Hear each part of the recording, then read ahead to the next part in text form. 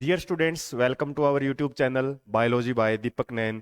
और आज हम जो इम्पोर्टेंट टॉपिक डिस्कस करने जा रहे हैं वो रहेगा आपका मिडल वाले जो भी एक्टिविटी सीरीज वाली मेटल्स है ना, उनके लिए ये प्रोसेस की जाती है। इस प्रोसेस में क्या करते हैं, हम कोई भी सल्फाइड ओरे या कार्बोनेट ओरे की फॉर्म में जो ये मेटल्स मिलती हैं, इनको किस में बदलते हैं, हम ऑक्साइड्स में बदलते हैं। और बोल भी दिया इसने, ऑक्साइड में क्यों बदलते हैं, क्योंकि इजियर होता है ऑक्साइड से मेटल्स को निकालना।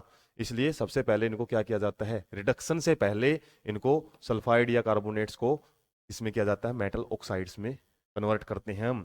जैसे यहाँ पे देख सकते हैं, सल्फाइड है, ऑक्सीजन की प्रेजेंस में हमने हीट किया इसको, तो क्या बन गया, हमारा ऑक्साइड बन गया, जिंक ऑक्साइड। और सल्फर डाइऑक्साइड गैस है वो रिमूव होगी। अब इसको तो हम क्या करेंगे, सिंपली इसको फिर कार्बन की प्रेजेंस में हीट करते हैं, तो Zn अलग हो जाता है और कार्बन डाइऑक्साइड या कार्बन मोनोऑक्साइड वो बाहर निकल जाती है इस तरीके से। और रोस्टिंग प्रोसेस में क्या होता है, सिंपली ऑक्सीजन की प्रेजेंस में हीट किया है हमने। कैल्सिनेशन में क्या है, विदाउट ऑक्सीजन, नो ऑक्सीजन है इसके अंदर, क्योंकि ऑक्सीजन ऑलरेडी कार्बोनेट में होती है। सिंपली हीट करेंगे तो हमको क्या मिल जाता है, ऑक्साइड। और ऑक्साइड की वही फर्दर प्रोसेस करेंगे, कार्बन के साथ रिडक्शन करवा दिया जाता है। तो ये रोस्टिंग और कैल्सिनेशन का आपको डिफरेंस है वो पता होना चाहिए। और इसमें हम, हमारे पास जो जिंक के अलग अलग ओरे हैं, ये जिंक का सल्फाइड ओरे है और ये जिंक का कार्बोनेट ओरे है।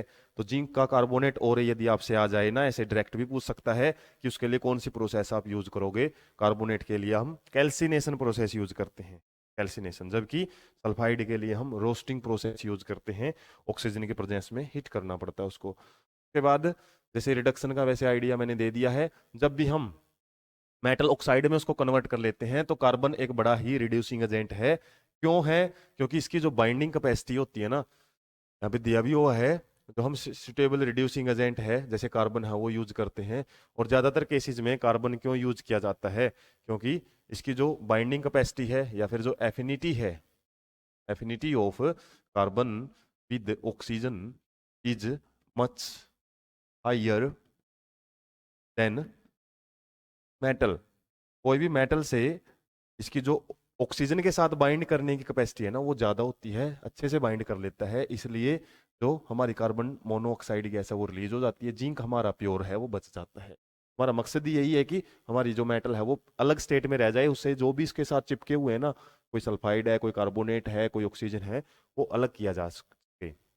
इसके अलावा आपसे दूसरी दो मेथड यदि पूछे तो वो क्या हो सकती है, इसके अलावा हम डिस्प्लेसमेंट रिएक्शन, मैंने आइडिया दे भी दिया था, डिस्प्लेसमेंट रिएक्शंस हैं वो भी यूज की जाती हैं। क्या करते हैं हम, सिंपली इन जो भी हमारे ऑक्साइड होते हैं ना, जैसे इसमें MnO2 है, MnO2 हमारा एक ऑक्साइड है, MnO2 ऑक्साइड है, और ऑक्साइड ओरे बोल सकते हो। उसको एल्यूमिनियम के साथ रिएक्शन करवाएंगे तो एल्यूमिनियम क्या है, मोर रिएक्टिव बोल सकते हैं, ज्यादा रिएक्टिव है किससे, जो मैग्नीज है उससे।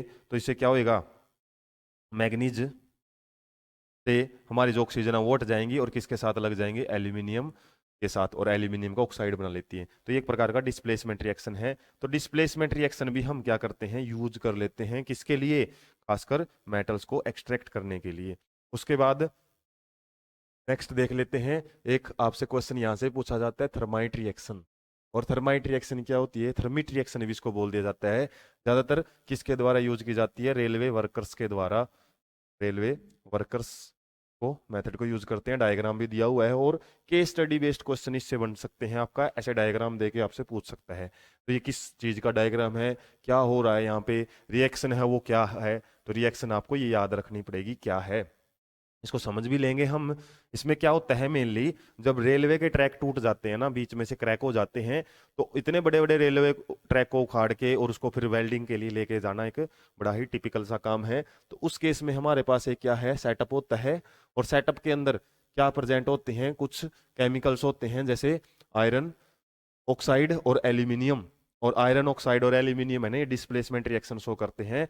Aluminium is more reactive than iron, जिसकी वजह से क्या होएगा, जो ऑक्साइड है ना आयरन के साथ है, वो एल्यूमिनियम के साथ बन जाएगा, और आयरन आपका लिक्विड स्टेट में है वो अलग हो जाता है। और यही आयरन लिक्विड स्टेट में क्या करेंगे हम, जो टूटी हुई जो रेलवे लाइंस हैं उनके बीच में इंसर्ट करवा देंगे, और जैसे ही ये ठंडा होएगा तो सॉलिड बन के इस ट्रैक को या फिर इस क्रैक को फिल कर लेता है।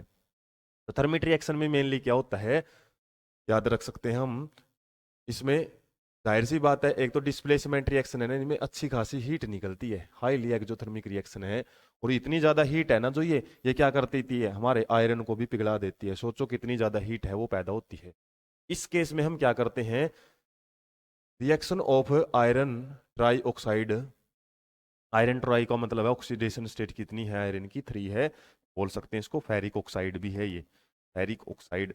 और एक फेरस ऑक्साइड क्या होता है, फेरस ऑक्साइड, जिसके अंदर हमारी आयरन की ऑक्सीडेशन स्टेट क्या होती है, +2। ये छोटी छोटी बेसिक बातें आपको याद रखनी है। तो आयरन या फिर फेरिक ऑक्साइड की रिएक्शन जब हम एल्यूमिनियम के साथ करवाते हैं तो ये रेलवे ट्रैक्स को जोड़ने के लिए भी काम में आता है। इसके अलावा बड़े बड़े जो मशीन के पार्ट हैं उनमें यदि क्रैकिंग हो जाती है उनको भी जोड़ने के काम आता है। इसी प्रोसेस को हम थर्मिट रिएक्शन बोलते हैं। ये रिएक्शन आपको याद रखनी पड़ेगी, केवल डायग्राम भी आपको दे दिया जाए। तो इस बर्तन में क्या करते हैं हम, सिंपली क्या रखेंगे, दोनों को एक साथ रखेंगे, अलग मतलब पहले अलग अलग रखा जाता है, फिर उन दोनों को मिला दिया जाता है। मिलाने से क्या होएगा, हमारा थोड़ा सा यदि हम उनको हीट कर देते हैं तो डिस्प्लेसमेंट रिएक्शन है वो होनी शुरू हो जाती है। और उसके बाद फर्दर हीटिंग है वो अपने आप ही क्रिएट कर लेती है, जिससे एल्यूमिनियम ऑक्साइड है वो अलग हो जाता है। और आयरन लिक्विड फॉर्म में आने की वजह से वो इसमें से नीचे निकलता है और हमारे जो ट्रैक है उसको वो फिल कर देता है।